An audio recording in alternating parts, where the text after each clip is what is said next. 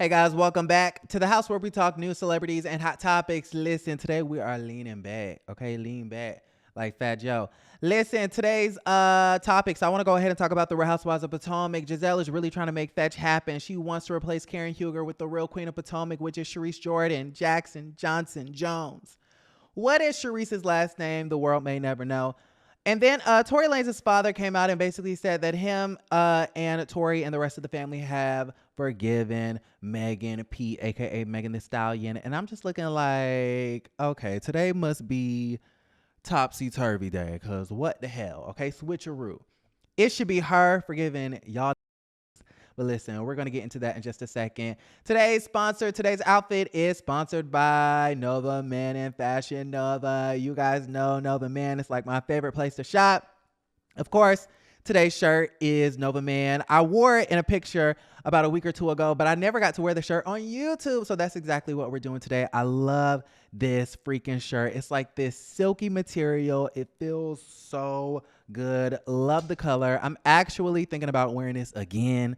Okay, I'm gonna wear this again and again and again and again and again because it's just that good. I'm going to Mexico for my birthday, and I definitely feel like this would be a cute, light, little Mexico top. So yeah, shout out to Nova Men and Fashion Nova. In this picture that I took a while ago, I wore this particular shirt with these really cute brown pants. And what I love about these pants is that they go all the way down to the ground to my ankles. And I love that because as someone who is 6'2", okay, I said that onto the platform a couple of days ago.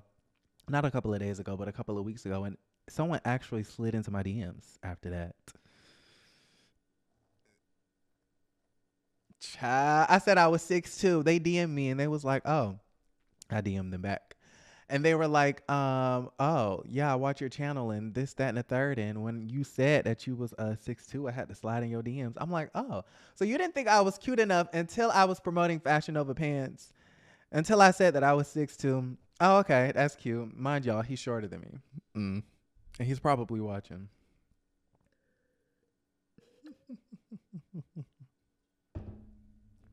Anyway, shout out to him. But yes, I am 6'2", and so what I love about Nova Men and their pants is that they go and they fit to my ankles because y'all, especially in the colder months, we don't want our ankles to be showing. So shout out to Nova Men for the outfit. I so greatly appreciate it. You guys should be, shopping Nova Men as well. Go ahead and click the links down in the description box below. All right, so let's go ahead and get into some things when it comes to the Real Housewives of Potomac. There's a sneak peek that happened. Now, remember, when we last left off, the ladies were in Mexico. Speaking of Mexico, the ladies were in Mexico for Ashley's birthday, right? Mia and her best friend Jacqueline, the sister wives, they were going back and forth because Mia don't give a fuck about, being a village for Jacqueline's kids and whatnot. And then Mia done exposed Jacqueline for sleeping with married men, even though Mia, you sleep with married men too. Excuse me. When you met Gordon, wasn't he married? And then sis gonna go to Twitter talking about, so what's the definition of a home wrecker? If the home is already wrecked and if the marriage is already unhappy, is the mistress really a home wrecker? And it's just like, girl, I don't know if you're trying to ask that because you think that the term home wrecker might pertain to you. But whether Gordon was in a happy marriage or not, the fact still remains that you told us that you was sucking his little ding dong. Okay, how Lisa Vanderpump say? You was sucking on his ding dong while he was married. That's a married dick. Slide on all these men's. So maybe you should take heed to your own advice or Nini's advice and close your legs, to marry men. All right. Now, with that being said, you guys, so yeah, they're in Mexico. That happened. And then last time we talked about them, they were having this dinner where, Sharice was trying to figure out, sis, like, why do you keep going to everybody else except for coming to me? Okay, why don't you just come to me and tell me that you don't want to be my friend? And then that will be that. Like, instead of going to everybody else talking about me. Then Karen goes, sis, nobody's talking about you. Okay, nobody's talking about you, sis. No one has talked about you in 5 years. Okay, you're the self-proclaimed grand dame. You're the queen of Potomac. You're misconnected. Okay. You're the mover and you're the shaker. However, no one has spoken of you in 5 years. If you were that much of the queen, then you would be interesting enough for Bravo not to cut out all of your scenes in season 5. It was season 5 where Charisse was desperately trying to be on that show, and Bravo desperately cut out all of her scenes because she desperately doesn't bring anything to the fucking show. All right? Am I right or am I right? So anyways, something happened where Charisse was like, I was there for you. I supported you when your mother died. I showed up to the funeral and this, that, and the third. And then Karen, of course, she's deflecting and, you know, she's pretending like, you know, someone's talking about her mom. So then she goes, don't talk about my mom. Don't talk about my mom. And Charisse is like, I'm not talking about your mom, but I'm talking about how I was there for you. And of course, Karen, you know, interprets that as you're talking about my mom. Don't talk about my grief. Don't talk about her death. Don't talk about none of that. And listen, if that triggers Karen, then I feel like they should be respectful and just don't talk about the funeral. Don't talk about the death. Don't talk about the parents. Okay. Don't talk about my man and don't talk about my mama and don't talk about my kids. Okay. Don't talk about Uncle Ben, Raven, or my mother who passed away. All right.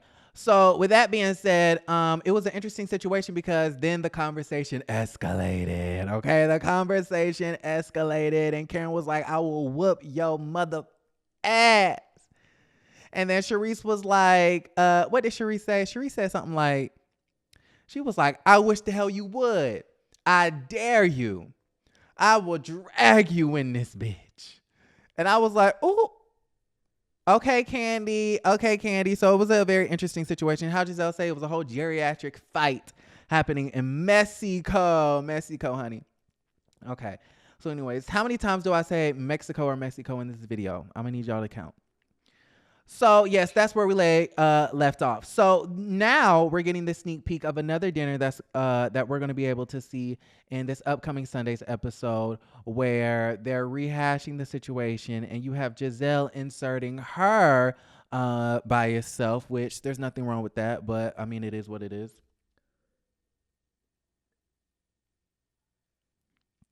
But Giselle is so desperate for camera time, but yet don't want to show James from Summer House or Winter House or whatever the hell the show is.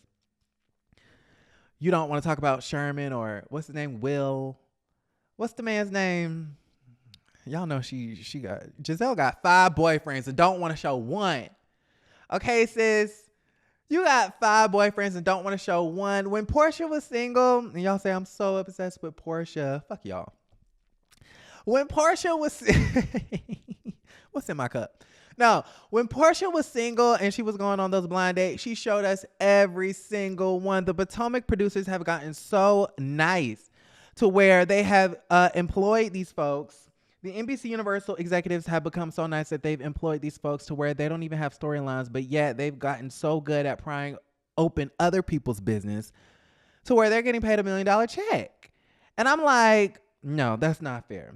They need to make Giselle show us all 5 of her boyfriends in Maryland, Virginia, DC, and in the following areas. All right. So, Giselle goes, if we really want to get real about the situation, Charisse is the real queen of Potomac. And Karen rolls her eyes and she's like, oh God. So this is what we doing. She goes, you know what, Giselle, I really don't want to talk about this. And then Robin chimes in and it's like, Robin, don't y'all have a case? Okay, how Cynthia Bailey say, win a case.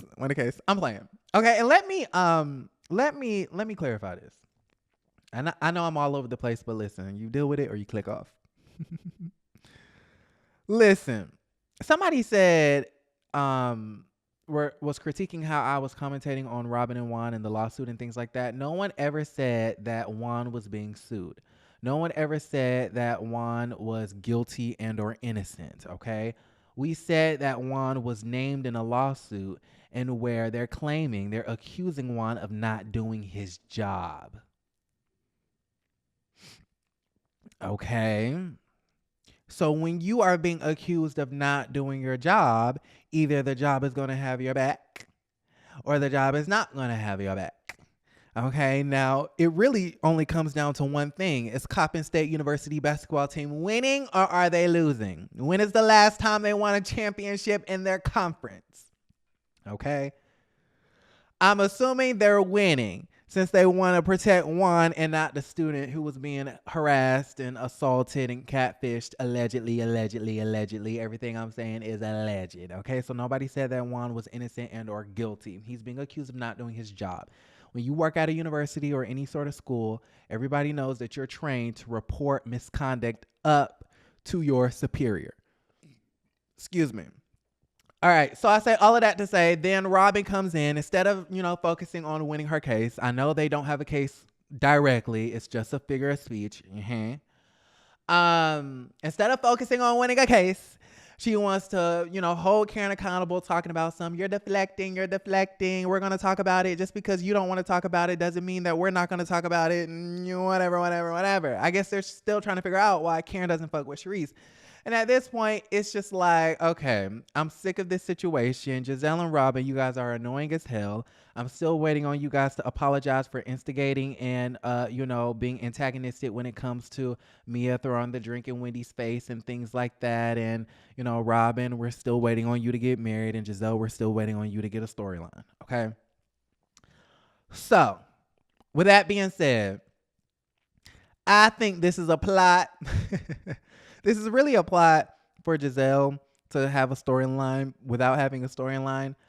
But deeper than that, I kind of feel like she really has to be that good of friends with Charisse to where she is so hell-bent on trying to make Charisse have this storyline with Karen so that Charisse possibly can be a full-time friend of long-term, kind of like how Marlo was, or maybe she can get her champagne flu back. I don't know.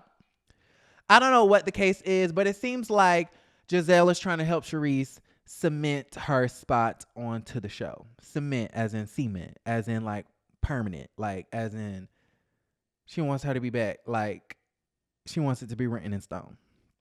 I don't know. All right, last but not least, I am not going to stay on this for too long. However, I did want to mention that Tory Lanez's father is on Instagram Live saying that he has forgiven him, along with the family, and Tory Lanez have forgiven Megan Pete for her transgressions, for what she did against his son, Tory Lanez. And I'm just like, oh, wow. Okay, so listen, let me back this up and give you guys a summarization of the whole situation. Megan Pete was shot by the menace to society, Tory Lanez. All right, she ended up protecting Tory Lanez, lied to the police officers, and lied to the public. Tory Lanez ends up going onto Instagram and is talking shit.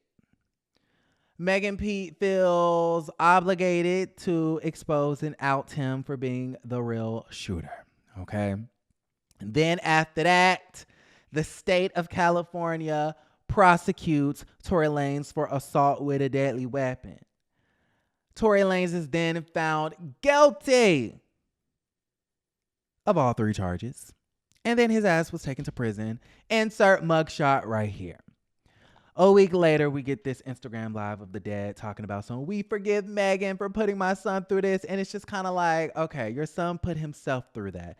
He's the one that was on the phone with Kelsey acting all dumb and stuff like that, talking about I was drunk. I would have never done that. I didn't know what was going on. I was so drunk. I'm so sorry. You're probably never going to talk to me again. I was just so drunk. And it's like, okay, guilty. And if you think otherwise, then listen, it really don't matter. He going to jail, period. So, and then I think he's about to file for appeal. I think his sentencing date was, pushed back because they want to file for an appeal, but I think he'll lose the appeal. But I guess we'll see. All right. So, listen, at the end of the day, Megan tried to spare you, but you have the Napoleon complex and you just can't keep your mouth shut. No one would have ever known that you shot Megan Thee Stallion if you wouldn't have been popping your short shit on Instagram Live during quarantine radio, making girls twerk for $2.50. Tory, you and your father and your toupee, get out of my life. Y'all let me know how y'all feel about the entire situation in the comments down below. Like the video, subscribe to the channel, and don't forget to create a great day.